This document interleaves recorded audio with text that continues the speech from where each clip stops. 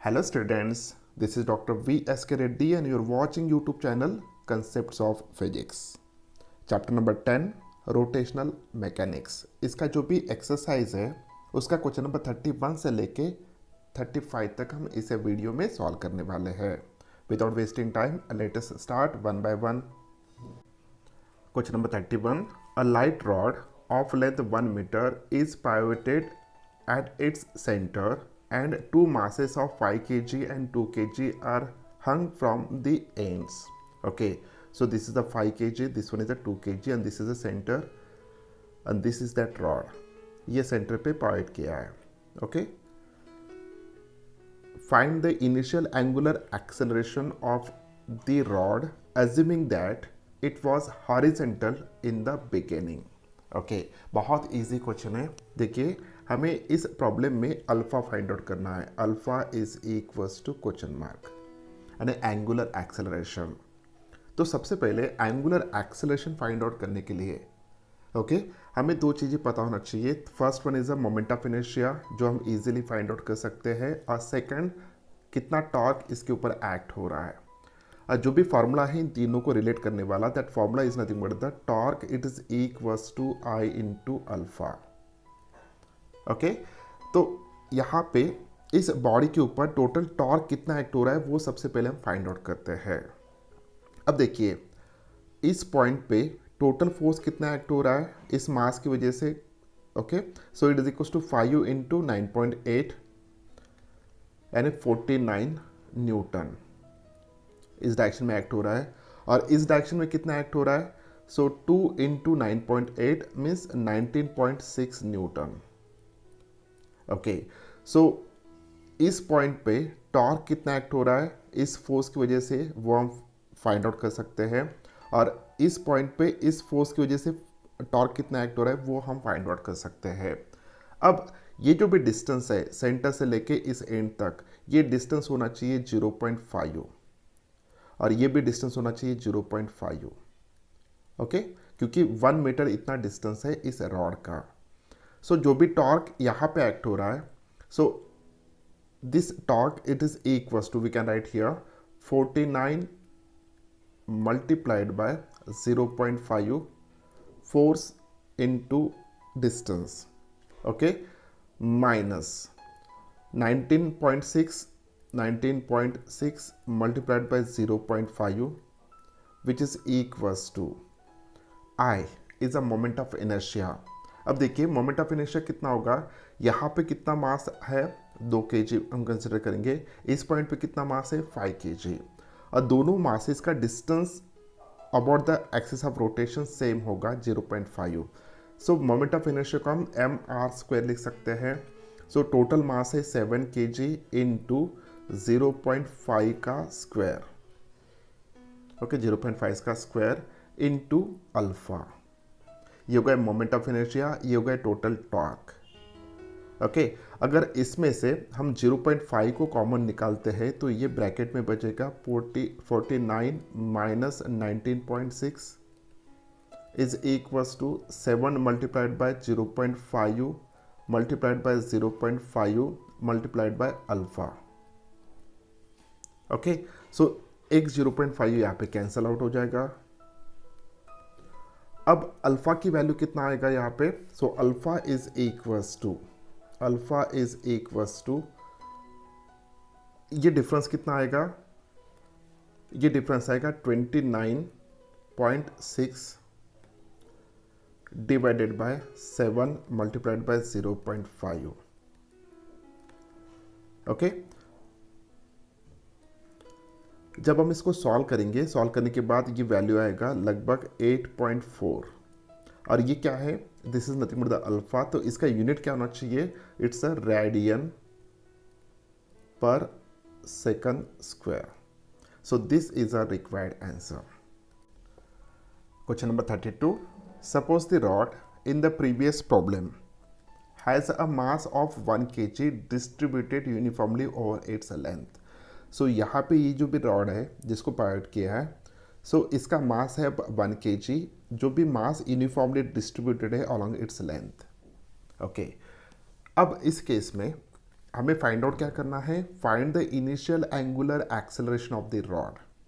Okay, initial angular acceleration find out करना है, means alpha हमें फाइंड आउट करना है। उसके बाद find the tension in the supports to the blocks of mass 2 kg and 5 kg। So इस point में टेंशन कितना होगा और इस थ्रेड में टेंशन कितना होगा।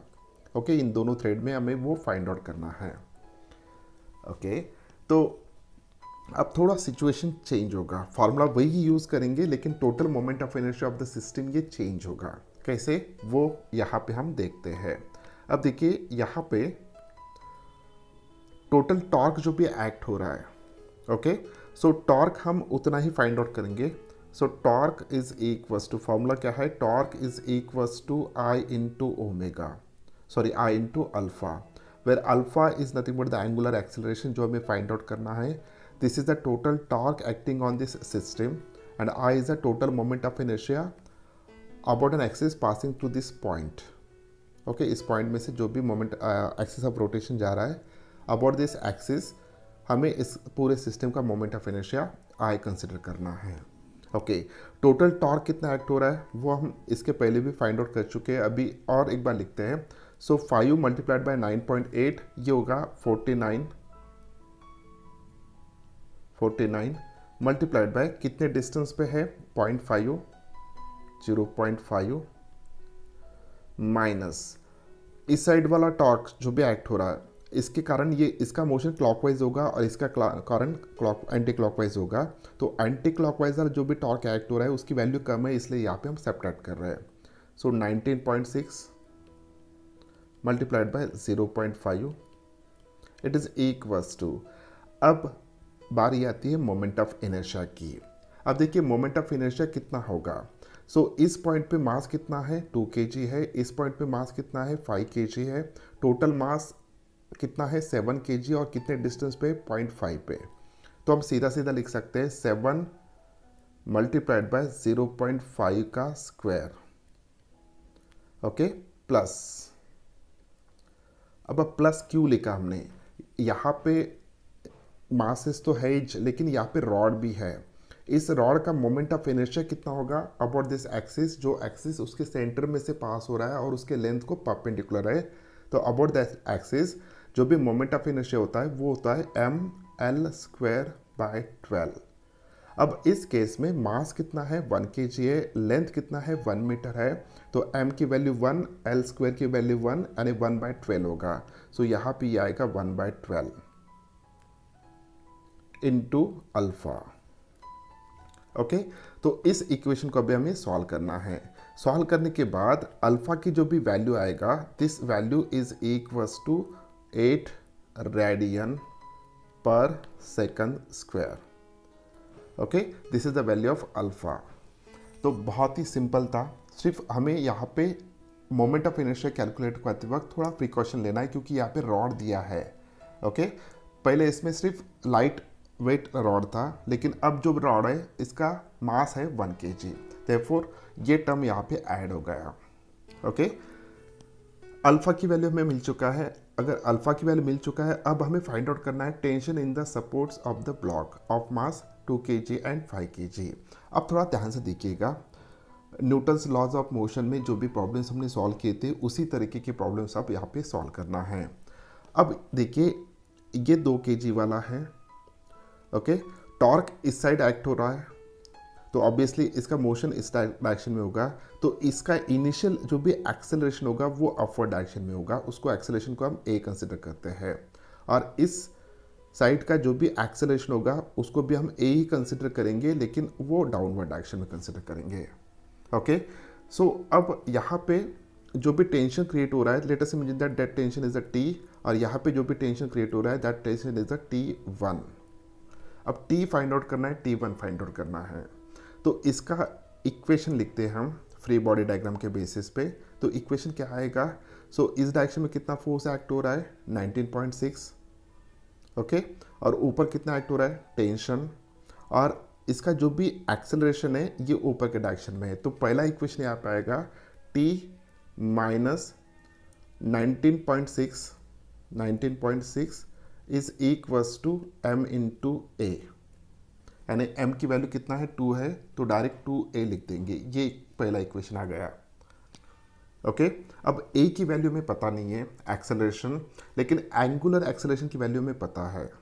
तो on the basis of that one we can here write t minus 19.6 is equals to 2 into angular acceleration कितना होगा, so it is alpha which is equals to 8 radian per second square. और angular acceleration और linear acceleration में relation क्या आता है, so a is equals to r alpha, तो यहाँ पे r अल्फा।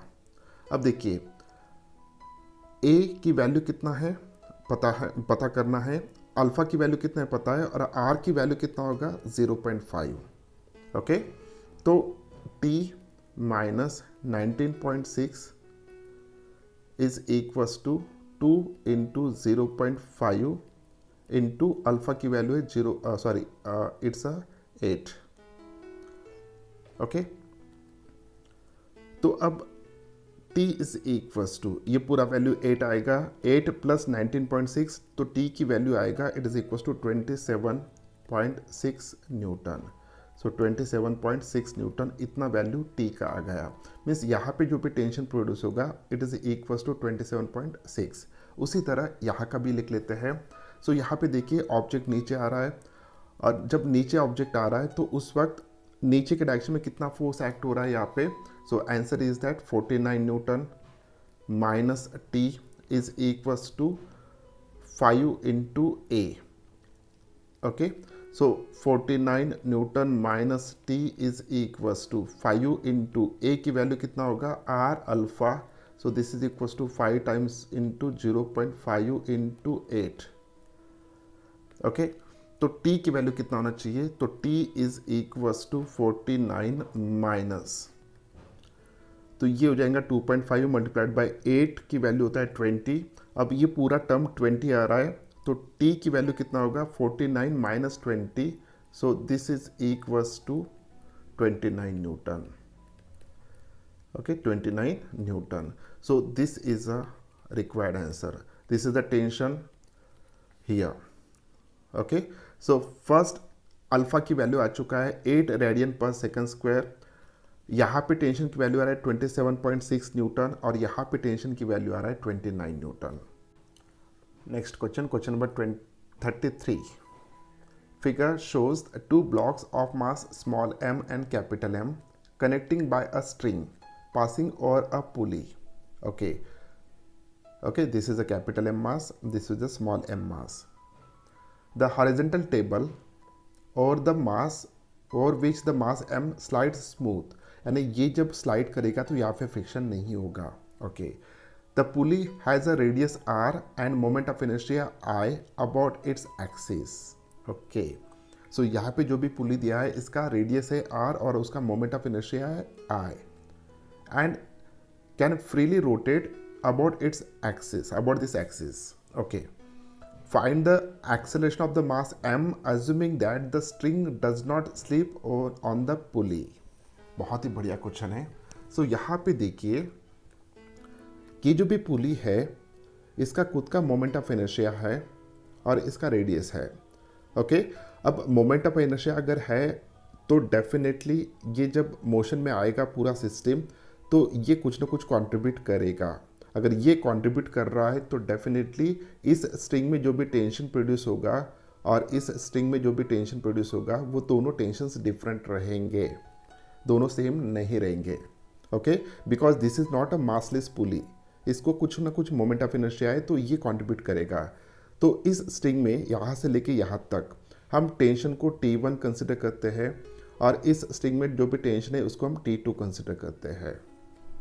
ओके तो सबसे पहले दोनों मासेस का फ्री बॉडी डायग्राम के बेसिस पे हम इक्वेशंस लिख लेते हैं। तो यहाँ पे जो भी फोर्स एक्ट होगा that is nothing but the capital M into g, और ऊपर कितना एक्ट हो रहा है T1, तो इसका एक्सेलरेशन हम कंसिडर करते हैं it is equals to A। Okay downward direction में उतना ही एक्सेलरेशन इसका भी रहेगा, it is equals to A, क्योंकि स्ट्रिंग एक ही है भले ही टेंशन्स डिफरेंट है लेकिन यहाँ पे एक्सेलरेशन सेम रहेगा। तो इस कैपिटल M जो भी ब्लॉक है इसका जो भी फ्री बॉडी डायग्राम इक्वेशन होगा वो कैसे होगा? So equation is nothing but the mg minus t1 it is equals to m into a. Okay, so इस पूरे इसमें कैपिटल एम है, mg minus t1 it is equals to m into a. This is the first equation. अब second block का free body diagram के basis पे equation क्या आएगा? देखिए यहाँ पे कोई फ्रिक्शन नहीं है तो simple, so T2 is equals to M A. तो सेकंड बॉडी का जो भी आएगा T2 is equals to small M A. ये दो इक्वेशंस है. अगर इन दोनों इक्वेशंस को मैं ऐड करता हूँ तो कैसे होंगे ये देखिए. So M g minus T1 plus T2 it is equals to capital M A plus small m a. Okay, कुछ इस तरीके का इक्वेशन यहाँ पे बनेगा. ओके, अब इसको मैं थोड़ा मैनेज करके ऐसे लिख सकता हूँ क्या? देखिए कैपिटल M G T1 या T2 minus T1 is equals to, a को कॉमन निकाल लेता हूँ, capital M plus small m. हम इसको ऐसा लिख सकते हैं. ओके, तो ये था दो इक्वेशंस के बेसिस पे हमने एक इक्वेशन बनाया. अब थोड़ा ध्यान से देखिए इस पुली की तरफ. अब पुली का मोमेंट ऑफ इनर्शिया कितना है? It is equals to I. Okay, तो डेफिनेटली पुली के ऊपर टॉर्क एक्ट हो रहा होगा. अगर टॉर्क एक्ट हो रहा है, इसको रोटेट करने के लिए टॉर्क की जरूरत है. जो भी टॉर्क एक्ट हो रहा है that torque is equals to tau, it is equals to I into alpha. लिख सकते हैं हम ऐसा. Okay, where I is a moment of inertia, alpha is the angular acceleration of that pulley. So this torque को in terms of force हम कैसे लिख सकते हैं? सो F इंटू आर. अगर टेंजेंशियल फोर्स है तो F R, I को एज इट इज लिखा. अब इस ब्लॉक का और इस ब्लॉक का जो भी एंगुलर एक्सेलरेशन और लीनियर एक्सेलरेशन हमने दिखाया था वो था A. अब एंगुलर एक्सेलरेशन इस पुली का है अल्फा, तो इस पुली का लीनियर एक्सेलरेशन होगा A. तो A अल्फा में रिलेशन क्या होगा? तो alpha is equals to A upon R, where R is the radius of the pulley. So therefore F is equals to I into A upon R square. Now what is F? Net force acting on this pulley. तो net force कितना होना चाहिए भैया? Net force होना चाहिए T1 minus T2. Okay, so इस side का tension ज़्यादा है, इस साइड का टेंशन कम है, therefore it get rotated in a clockwise direction. So T1 minus T2 is equals to I into A upon R square. Clear? अब T1 minus T2 की वैल्यू हम इस इक्वेशन में सब्स्टिट्यूट करेंगे. तो ये जो भी इक्वेशन है, ये इक्वेशन कैसा आएगा? So mg minus I A upon R square is equals to A into capital M plus small m.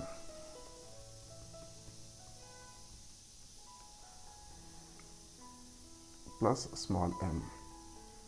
Okay, तो अब इसमें भी इस टर्म में a है, इस टर्म में a है, तो हम इसको ऐड कर लेंगे. तो m g is equals to, a common निकाल लिया सब में से, तो ये हो जाएगा capital M plus small m plus I upon R square.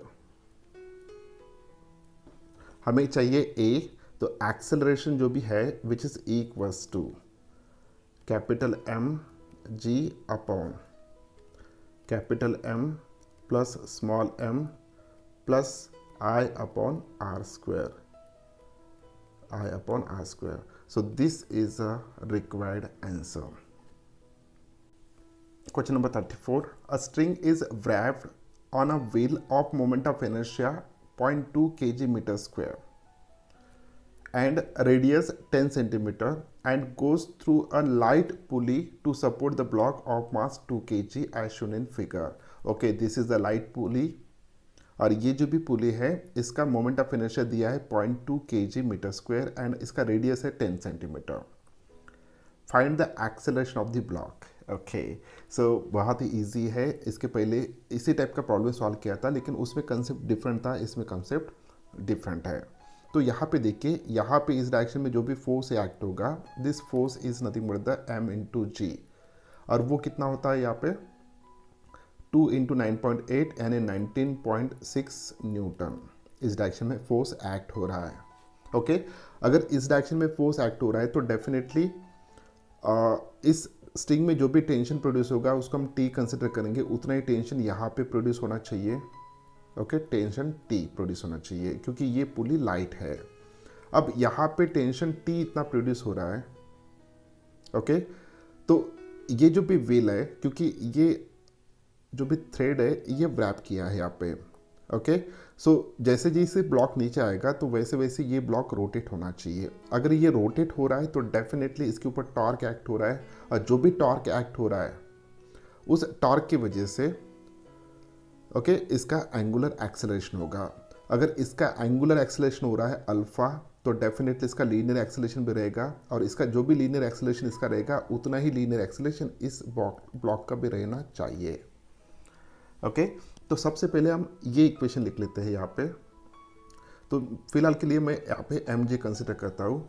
तो देखिए ये ब्लॉक नीचे आ रहा है तो इसके फ्री बॉडी डायग्राम के बेसिस पे इक्वेशन क्या आना चाहिए, तो mg minus T is equals to m into a. ये इक्वेशन यहाँ पे आ चुका है. What is T? It is a tension. Okay, अब इंडिपेंडेंटली हम यहाँ पे कुछ वर्कआउट करते हैं इस पुली के अक्रॉस. ओके, सो यहाँ पे कितना फोर्स एक्ट हो रहा है T, तो टॉर्क कितना एक्ट हो रहा होगा, so torque it is equals to I into alpha. Torque कितना एक्ट हो रहा है, so that force into distance यानी फोर्स इंटू रेडियस. तो फोर्स कितना है, तो हम T कंसिडर करेंगे क्योंकि टेंशन स्ट्रिंग में टेंशन ही फोर्स एग्जर्ट कर रहा है, into R. It is equals to I into alpha की value in terms of linear कैसे लिख सकते हैं, A upon R. So T की वैल्यू होगा it is equals to I into A upon R square. Clear है? तो अब इस टेंशन की वैल्यू हम यहाँ पे सब्स्टिट्यूट करेंगे तो ये इक्वेशन क्या सा होगा, देखिए. So mg minus I A upon R square is equals to m into A. अब इस इक्वेशन में हमें m पता है जिसकी वैल्यू है 2 kg, g पता है 9.8, I की वैल्यू दिया है which is equals to 0.2, A की वैल्यू फाइंड आउट करना है, R की वैल्यू है 0.1 मीटर यानी 10 सेंटीमीटर है. ओके, और उसके बाद m की वैल्यू पता है, तो सभी वैल्यूज़ पता है. तो जब हम सभी वैल्यू सब्स्टिट्यूट करेंगे, सभी वैल्यू सब्स्टिट्यूट करने के बाद हम अगर एक्सेलरेशन फाइंड आउट करते हैं, so this acceleration is equals to 0.89 metre पर सेकंड स्क्वायर. इतना वैल्यू इसका आता है एक्सेलरेशन का. ओके, तो कंसेप्ट क्या लगाना है मैंने ऑलरेडी बता दिया, सिर्फ आपको यहाँ पे वैल्यू सब्स्टिट्यूट करके कैलकुलेट करना है acceleration. Next question, question number 35. Suppose the smaller pulley of the previous problem has its radius 5 centimeter, ये वाला. ओके, जिसका रेडियस कितना दिया है 5 centimetre, and the moment of inertia is 0.1 kg metre square. Okay, अब ये जो भी पुली है इसका भी मोमेंट ऑफ इनर्शिया दिया है और इसका रेडियस दिया है. Find the tension in the part of the string joining the pulleys. Okay, तो उसी क्वेश्चन को थोड़ा मॉडिफाई किया है. पहले इसमें सिर्फ ये वाला पुली का मोमेंट ऑफ इनर्शिया था, अब ये भी पुली का मोमेंट ऑफ इनर्शिया है. जब ये लाइट वेट था, इसका मोमेंट ऑफ इनर्शिया नहीं था, उस वक्त इस स्ट्रिंग में टेंशन सेम प्रोड्यूस हो रहा था, लेकिन अब सिचुएशन डिफरेंट होगा. देखिए, अब इस स्ट्रिंग में जो भी टेंशन प्रोड्यूस होगा, that tension let us imagine that it is equals to T1, और इस स्ट्रिंग में जो भी टेंशन प्रोड्यूस होगा that tension is equals to T2. Okay, अब यहाँ पे हमें इस पुली का मोमेंट ऑफ इनर्शिया जो भी है, इसकी वजह से इसके ऊपर कुछ ना कुछ टॉर्क एक्ट हो रहा है, और टॉर्क एक्ट होने की वजह से ओके सो टेंशन जो भी है दो स्ट्रिंग में चेंज हो रहे हैं, कुछ ना कुछ टॉर्क यहाँ पे कंज्यूम होगा, तो टेंशन दोनों स्ट्रिंग में चेंज हो रहे हैं। अब इस टाइप की प्रॉब्लम्स को कैसे सॉल्व करना है, क्वेश्चन नंबर 33 को हमने कैसे सॉल्व किया है उसका थोड़ा एनालिसिस कीजिए और खुद का दिमाग लगाइए। यहाँ पे हमें T2 फाइंड आउट करना है। ओके, सो बहुत ज़्यादा डिफिकल्ट नहीं है, इसका जो भी आंसर आएगा वो आंसर आपको यहाँ पे मैं बता देता हूँ आंसर क्या आना चाहिए, लेकिन ट्राई इसको आपको करना है, बहुत ईजी है। सिर्फ यहाँ पे इक्वेशंस ज़्यादा लिखनी पड़ेंगे हमें। इसका पहले सबसे पहले इसका फ्री बॉडी डायग्राम के बेसिस पे इक्वेशन लिखना पड़ेगा, उसके बाद इसके ऊपर जो भी टॉर्क एक्ट हो रहा है this should be equals to T1 minus T2 होगा। ओके, T1 माइनस T2 होगा।